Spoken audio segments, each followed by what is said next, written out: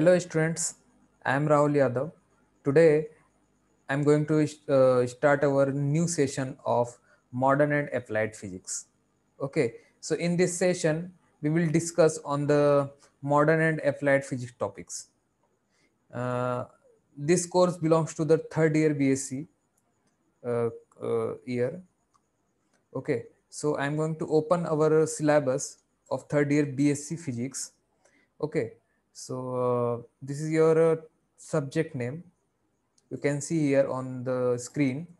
The subject code is PHY604 and the subject name is Modern and Applied Physics. So this course includes 6 chapters. Okay, so we will see in this series of lectures the topics chapter wise. Okay, so here you can see there are 6 chapters here. Okay, so first chapter is based on the Planck's quantum theory, and second one is the Bohr's and Sommerfeld theories of hydrogen atom, and third one is matter waves and foundation of quantum mechanics. Okay, so fourth one is fiber optics, and fifth one is holography and applications, and sixth one is introduction to bioelectricity. Okay, so these are the 6 chapters which include this modern and applied physics course. Okay, so first of all, I will start your session on this first unit, Planck's quantum theory, which is a very basic uh, chapter to understand the modern physics as well as the applied physics. Okay, so I'm going to start our topic now. So our first topic is Planck's quantum theory. Okay, so I'm going to open your page, first page of chapter. Okay, so here you can see on the screen. Okay, so this is your first chapter, Planck's quantum theory. Okay, what Planck's quantum theory? Here is some spelling mistakes are I done here, so I will correct in notes, and I will also provide these notes to you on the WhatsApp group and also description, video description. Okay, so this is your first unit, Planck's quantum theory. Okay, तो अभी हम लोग start करते हैं अपना पहला topic जो है प्लैंक्स क्वांटम थ्योरी। तो प्लैंक्स जो साइंटिस्ट थे, बहुत ही फेमस साइंटिस्ट हुए थे वो अपने समय में। 1900 में उन्होंने एक 1900 ईयर में उन्होंने एक कंसेप्ट इंट्रोड्यूस किया था वर्ल्ड को, ठीक है ना। उस समय के जो रिसर्चर्स थे और उस समय के जो साइंटिस्ट थे और उस समय की जो पॉपुलेशन थी, उसको उन्होंने एक बहुत ही नया कंसेप्ट उन्होंने इंट्रोड्यूस किया था, वो था क्वांटम थ्योरी। क्या? Quantum theory. तो उनके हिसाब से क्वांटम थ्योरी क्या थी वो हम लोग समझने की थोड़ा कोशिश करते हैं यहाँ पर। ठीक है, तो पहला जो उनका कहना था कि different atoms and molecules can emit or absorb energy in discrete quantities. Okay, discrete quantities only. ठीक है, तो कोई भी अगर एटम है तो या मॉलिक्यूल है तो वो जो है अगर कोई भी एनर्जी अगर एब्जॉर्ब कर रहा है या फिर इमिट कर रहा है, ठीक है ना, तो वो डिस्क्रीट क्वांटिटी में करता है। क्या करता है? Discrete quantity. डिस्क्रीट मीन्स 1 2 3 4 5 ऐसे डिस्क्रीट क्वांटिटी में करता है, वैसे कंटिन्यूअस नहीं करता है। ठीक है, तो डिस्क्रीट क्वांटिटी में इसकी कुछ क्वांटिटी होती है, 1 होती है, 2 होती है या फिर 3 या n होती है। ठीक है, तो उसकी कुछ क्वांटिटी होती है जो कि वो इमिट या एब्सॉर्ब करता है कोई भी एटम या मॉलिक्यूल। ठीक है, and the smallest amount of energy that can be emitted or absorbed in the form of electromagnetic radiation is known as quantum. तो क्वांटम का मतलब क्या है कि अगर कोई भी एटम या मॉलिक्यूल क्या करता है, एनर्जी इमिट या रेडिएट करता है, तो वो कौन से फॉर्म में करता है? Electromagnetic radiation. आपको पता ही होगा कि what is the electromagnetic radiation. We also learn this we have also learned this electromagnetic radiation in our 12th class, okay, in electromagnetic waves। तो ये हम लोग पढ़ चुके हैं 12th क्लास में इलेक्ट्रोमैग्नेटिक वेव्स के चैप्टर में, what is the electromagnetic radiation. So I do not have to explain this here. Okay, so जो वो क्वांटिटी इमिट या रेडिएट करता है उसको हम लोग क्या बोलते हैं, क्वांटम। क्या बोलते हैं उसको, क्वांटम। ये किसने इंट्रोड्यूस किया था, ये प्लैंक ने क्या किया था, इंट्रोड्यूस किया था, ध्यान रखो। ठीक है, तो what is the second one is the energy of the radiation absorbed or emitted is directly proportional to the what, frequency of the radiation. इसका मतलब ये है कि अगर एनर्जी इमिट या एब्सॉर्ब हो रही है, ठीक है, अगर एनर्जी इमिट या एब्सॉर्ब हो रही है तो वो एनर्जी कितनी होगी, वो एनर्जी होगी directly proportional to the frequency of that electromagnetic radiation. Okay, और दूसरा अगर हम इसको जब इक्वेट करेंगे, अगर जब हम इसको इक्वेट इक्वलाइज करेंगे तो हमको एक I have to we have to put some constant here. Okay, so and we will and we put the constant is h। Okay, तो हम लोग यहाँ पे कौन सा कांस्टेंट पुट कर रहे हैं, h। तो what is the h, h is a Planck's constant. ये क्या है, प्लैंक्स कांस्टेंट है। ठीक है, और प्लैंक्स कांस्टेंट की कुछ वैल्यू होती है, तो कितनी वैल्यू होती है, 6.626 इंटू 10⁻⁻34 वॉट, जूल सेकंड। ठीक है, कितनी होती है, जूल सेकंड। कितनी, 6.626 इंटू 10⁻⁻34 जूल सेकंड। इतनी वैल्यू होती है इसकी। ठीक है, और जब हम किसी फ्रीक्वेंसी को इस प्लैंक्स कांस्टेंट से मल्टीप्लाई करते हैं तो हमको क्या मिलता है, एनर्जी मिलता है। क्या मिलता है, एनर्जी मिलता है। ठीक है, सो इस ग्राफ के थ्रू देखो आप समझ सकते हो कि ये जो है ये आपकी फ्रीक्वेंसी है। Okay, and this is your what, wavelength of the electromagnetic radiation. ठीक है, तो जैसे फ्रीक्वेंसी बढ़ रही है, ओके, और जैसे जैसे वेवलेंथ बढ़ रहा है वैसे वैसे क्या हो रहा है, एनर्जी कम होते जा रही है। और जो टेम्परेचर पहले बढ़ता है, ठीक है, एक पर्टिकुलर वेवलेंथ और एक पर्टिकुलर फ्रीक्वेंसी पर, उसके बाद में फिर कॉन्स्टेंटली क्या हो रहा है, वो डिक्रीज होता जा रहा है। ठीक है ना, तो ये जो बता रहा है ये आपको बता रहा है कि टेम्परेचर, एज अ टेम्परेचर मतलब maximum peak of the temperature, ये आपको बता रहा है। ठीक है, तो इलेक्ट्रोमैग्नेटिक वेव्स का एक टेम्परेचर भी होता है। अगर आप लोग सनलाइट में खड़े हो जाओ तो आपको थोड़ा हॉट फील होता है। तो क्यों होता है वो, क्योंकि उसमें कुछ एनर्जी होती है, और एनर्जी में एनर्जी जो होती है थोड़ा सा टेम्परेचर भी, मतलब energy is the form of temperature also. So आप ऐसा बोल सकते हो जैसे कि एनर्जी जो है वो एक मतलब हीट जनरेट करती है। So energy and heat are similar. Okay, तो यहाँ पर देखिए ये जो ये वाला पोर्शन दिख रहा है, ये आपको क्या दिख रहा है, इट इज़ विजिबल पोर्शन। ठीक है, तो इसकी इसका वेवलेंथ रेंज कितना है, लगभग 10⁻⁶.5 इतना है, और ये 6 यहाँ से स्टार्ट हो रहा है, और इसका जो फ्रीक्वेंसी रेंज है ये इतना तक है। ठीक है, तो यहाँ पर जो है कि इस ग्राफ से हम लोग अंडरस्टैंड कर सकते हैं। ठीक है,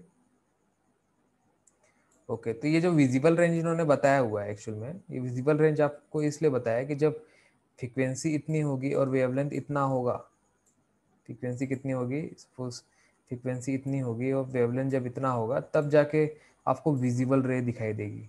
ठीक है, otherwise it is microwave, infrared और रेडियो वेव्स। ओके, और इसके आगे अगर जाएंगे आप लोग, इसके आगे अगर शॉर्ट वेवलेंथ पे जाएंगे तो आपको नॉट विजिबल रेज दिखेंगी, जो कि एक्स रेस हो सकती हैं, गैमा रेस हो सकती हैं।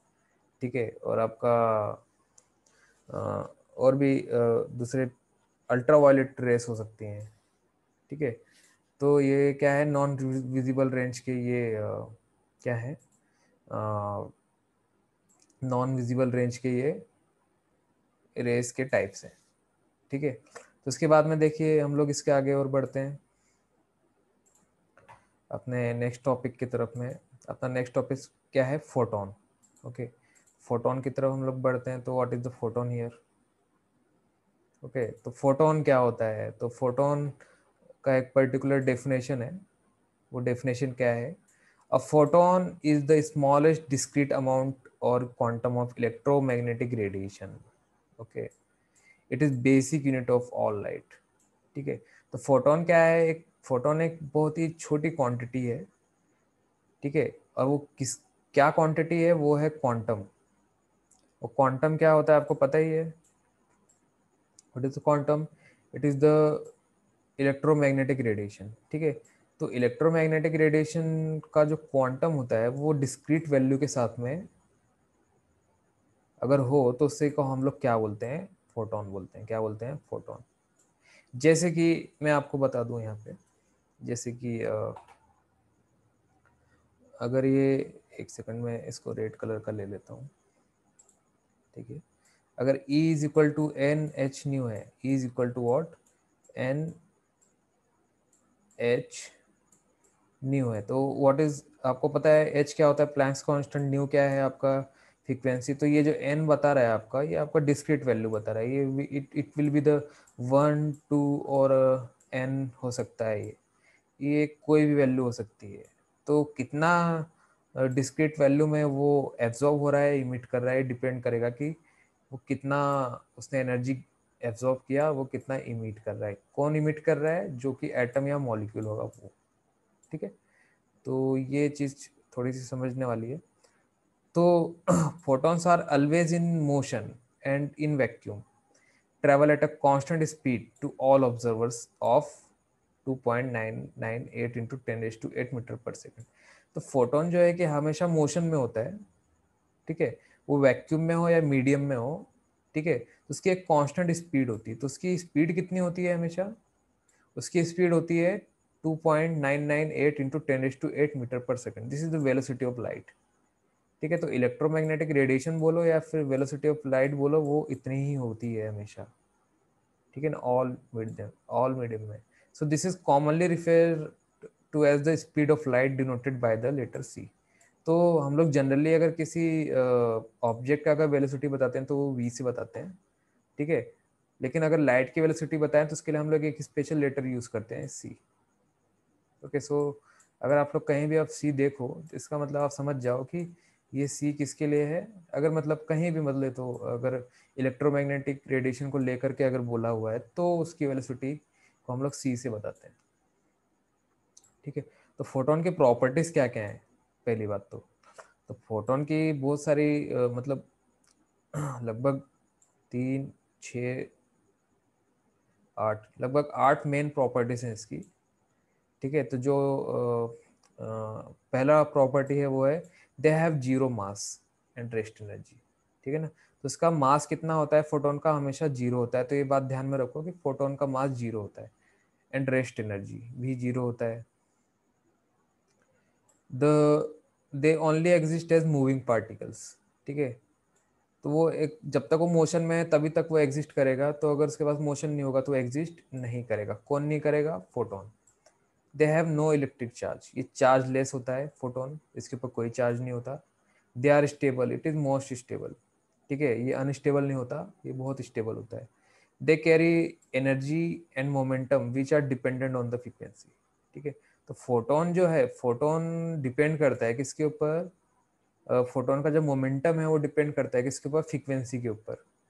और उसकी एनर्जी भी फ्रीक्वेंसी के ऊपर। तो जो भी उसकी फ्रीक्वेंसी होगी उसके ऊपर उसका क्या डिपेंड करता है? मोमेंटम और एनर्जी। ठीक है, तो मोमेंटम आपको पता ही है क्या होता है momentum. What is the momentum? p is equal to what? Mass into velocity. ठीक है, अगर हम लोग लाइट की बात करें तो वेलोसिटी की जगह हम लोग c लिख सकते हैं। ठीक है, c is the velocity of light. तो ये मोमेंटम होता है। ठीक है, और एनर्जी हम लोग देख ही चुके हैं। तो एनर्जी और मोमेंटम किसके ऊपर डिपेंड करता है? फ्रीक्वेंसी के ऊपर। तो whatever be the frequency, then it reflects the momentum and energy, whatever the energy and momentum. Okay, so they can have interactions with other particles such as electrons, such as the Compton effect. Okay, तो Compton effect भी बताता है अगर कोई photon किसी surface पर अगर incident हो रहा है। ठीक है, उस किसी फ्रिक्वेंसी के साथ में, तो जो वहाँ पे जो इलेक्ट्रॉन होंगे वो इंटरेक्ट करेंगे उस फोटोन के साथ में। तो अगर वो डिपेंड करेगा कि वो फोटोन की एनर्जी कितनी है। अगर फोटोन की एनर्जी बहुत ज़्यादा होगी तो वो इलेक्ट्रॉन क्या हो जाएगा? लिबरेट हो जाएगा उस सरफेस से।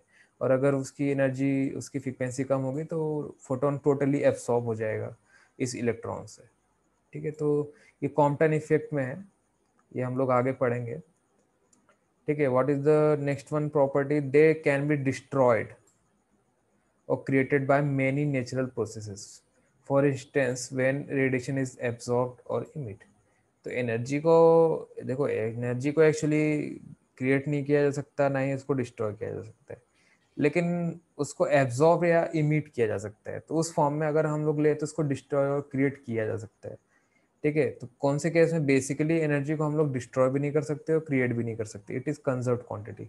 बट आप उसको एब्जॉर्ब या इमिट कर सकते हो, तो उसको हम इस टर्म्स में ले सकते हैं कि उसको डिस्ट्रॉय क्रिएट किया जा सकता है in terms of absorption and the emission.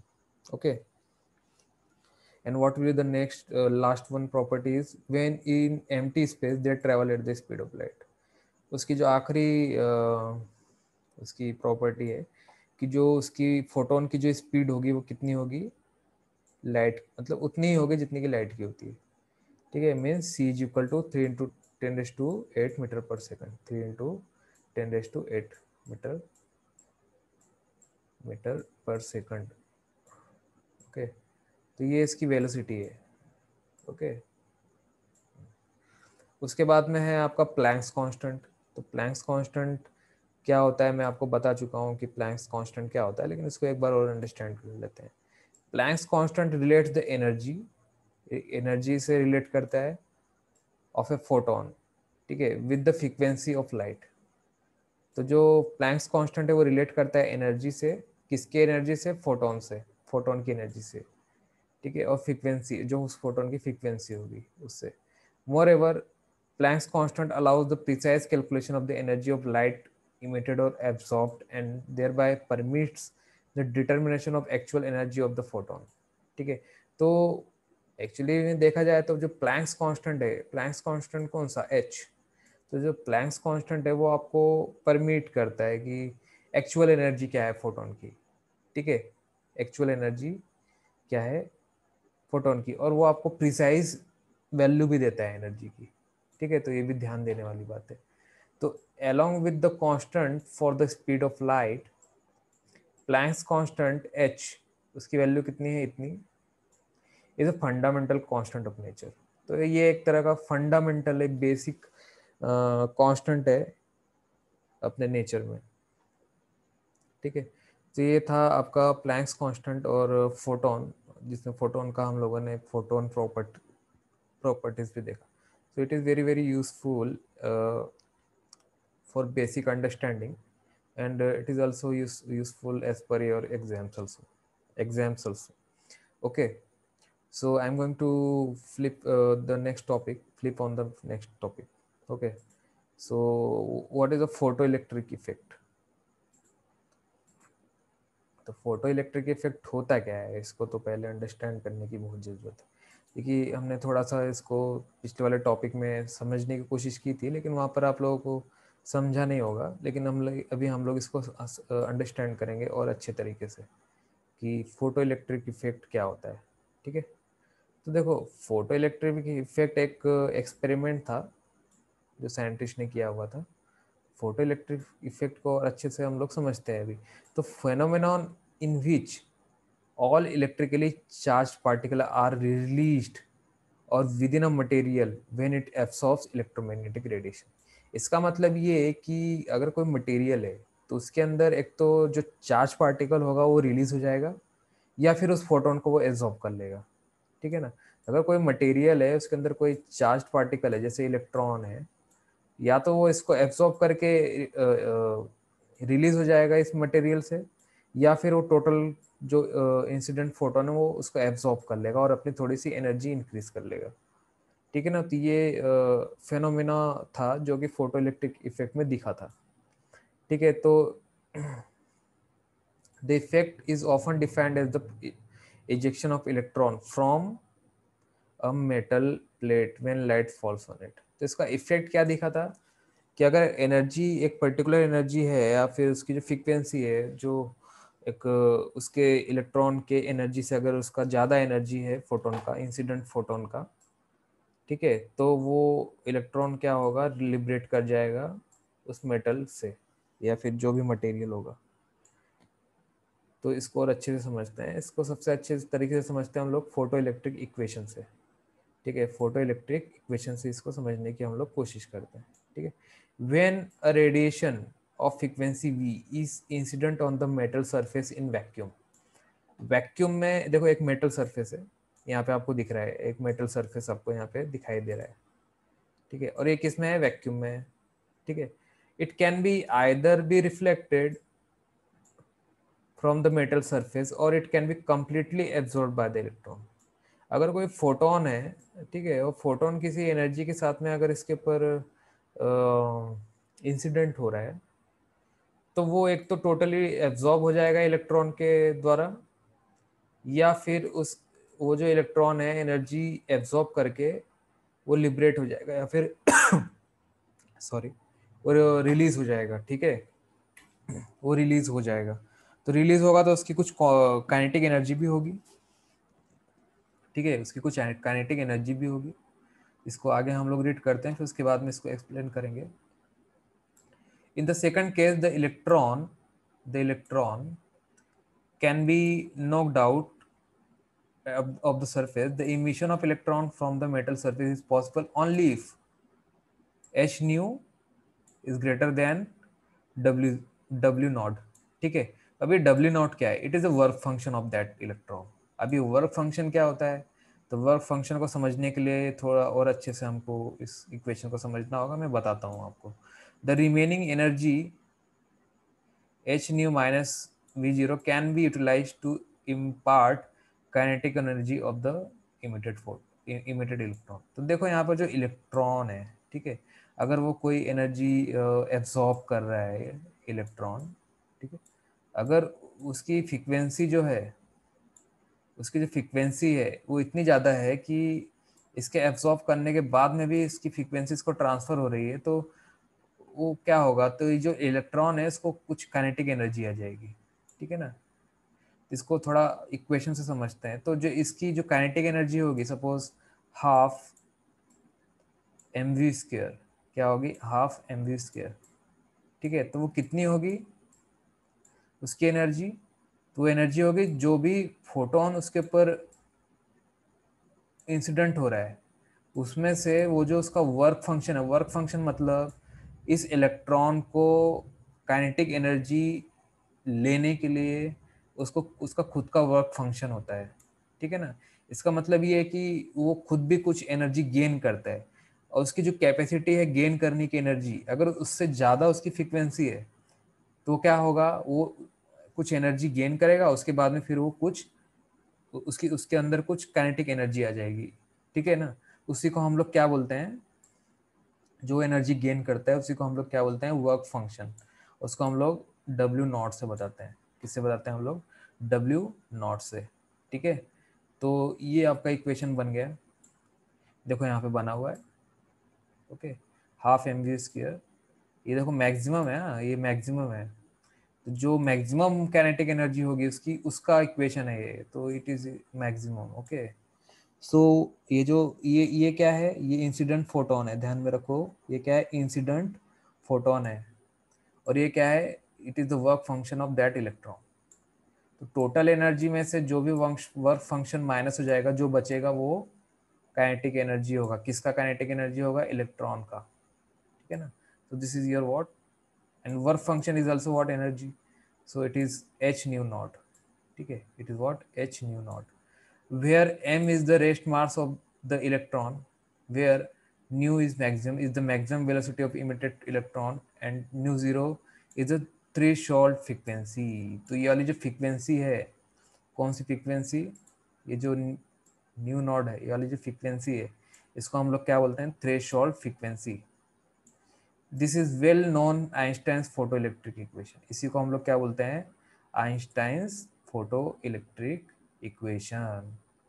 Okay, तो इसका एक्सप्लेनेशन थोड़ा सा दिया हुआ है, जो कि मैंने आप लोगों को बता चुका हूँ, लेकिन फिर भी मैं थोड़ा सा आपको बता देता हूँ।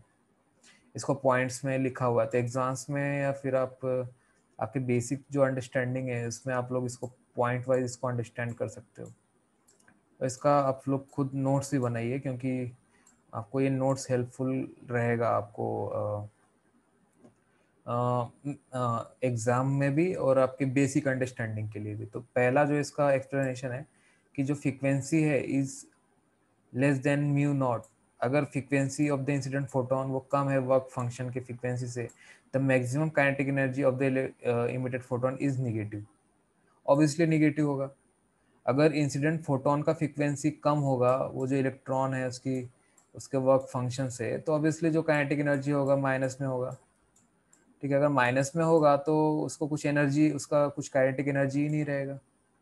ठीक है, मतलब आप जीरो समझ सकते हो, जीरो से नीचे ही माइनस आता है, जीरो से प्लस में तो नहीं आता। ठीक है, so this means that no electrons could be emitted if the frequency of the incident photon is less than the threshold frequency. तो ये जो न्यू नॉड है इसको थ्रेशोल्ड फ्रीक्वेंसी बोलते हैं। तो जो इंसिडेंट फोटोन है उसकी फ्रीक्वेंसी अगर लेस देन होगी दिस थ्रेशोल्ड फ्रीक्वेंसी से, तो उसका जो उसके पास मतलब इलेक्ट्रॉन रिलीज ही नहीं होगा मेटल प्लेट से या फिर मेटल से। ठीक है, what will be the second one explanation, the above threshold frequency the maximum kinetic energy of the emitted photoelectrons varies linearly with nu, it does not depend on the intensity of the radiation incident photon। देखो ये बहुत ही important explanation है। तो whatever be the intensity of the light, it does not affect the kinetic energy of the electron और liberation of the electron from the metal. तो intensity से कोई मतलब नहीं है, इंटेंसिटी कितना भी हो जाए लाइट की, वो इंसिडेंट मतलब वो इलेक्ट्रॉन के ऊपर कोई फर्क नहीं करेगा। लेकिन इस लाइट की अगर फ्रीक्वेंसी है तो वो इफेक्ट करती है, फ्रीक्वेंसी मैटर करती है। क्या फ्रीक्वेंसी? तो फ्रीक्वेंसी के ऊपर डिपेंड करता है कि वो इलेक्ट्रॉन इमिट होगा या नहीं होगा, मीन्स वो इलेक्ट्रॉन लिबरेट होगा या नहीं होगा, रिलीज होगा या नहीं होगा। हाँ, तो जो इंसिडेंट फोटोन है उसकी इंटेंसिटी कुछ भी रहने दो, उसका कोई फर्क नहीं पड़ेगा। ठीक है ना, तो ये बहुत ही इंपॉर्टेंट एक्सप्लेनेशन था। What is the third one, an increase in the frequency of the incident radiation for fixed frequency new is equivalent to the increase in the number of photons and not energy। An increase in the frequency of the incident radiation for a fixed frequency is equivalent to the increase in the number of photons and not energy। इसका मतलब ये कि अगर कोई incident मतलब frequency है, अगर वो इंक्रीज होती है किसी भी इंसिडेंट रेडिएशन में, ठीक है ना, कोई भी फिक्स फ्रीक्वेंसी के लिए, तो वो किसके बराबर होता है? वो बराबर होता है नंबर ऑफ फोटॉन्स के। ठीक है ना, तो उसकी एनर्जी नहीं बढ़ जाती है, नंबर ऑफ फोटॉन्स बढ़ जाते हैं। ठीक है, तो ये एक बहुत ही इम्पोर्टेंट एक्सप्लेनेशन था। तो इसको लेकर के, और इसका चौथा वाला जो है, above threshold frequency the incident photon is absorbed at an instant by the electron and is emitted instantaneously. देखो ये देखो, जो भी इमिटेड, जो भी एब्सॉर्प्शन हो रहा है इलेक्ट्रॉन के द्वारा, ठीक है ना, अगर इसकी फ्रीक्वेंसी थोड़ी सी भी ज़्यादा है तो तुरंत इमिट होगा वो।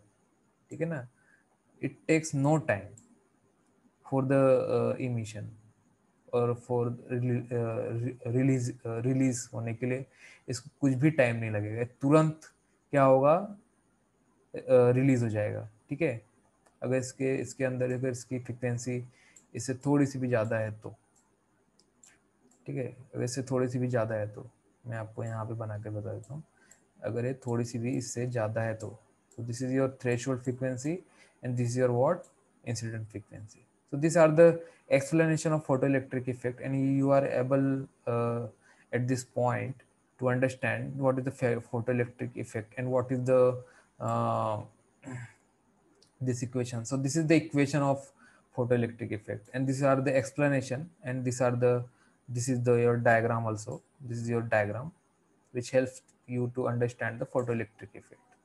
Okay, so if you have any doubt in your mind, you can ask me at the WhatsApp group, or also your put your comments in the form of your doubts in the video description or comments। Okay, आप अपने doubt मुझसे पूछ सकते हैं comment section में। ठीक है, तो मैं आपका कमेंट देखूंगा और आपको उसका रिप्लाई दूंगा। ठीक है, तो आई होप कि आपको समझ में आया होगा। अगर आपको नहीं समझा है तो आप कमेंट में मुझसे क्वेश्चन पूछ सकते हैं। मैं आपको डेफिनेटली उसका आंसर दूंगा, ठीक है। So I am going to quit here and I am also going to conclude this class here. Okay, so thank you.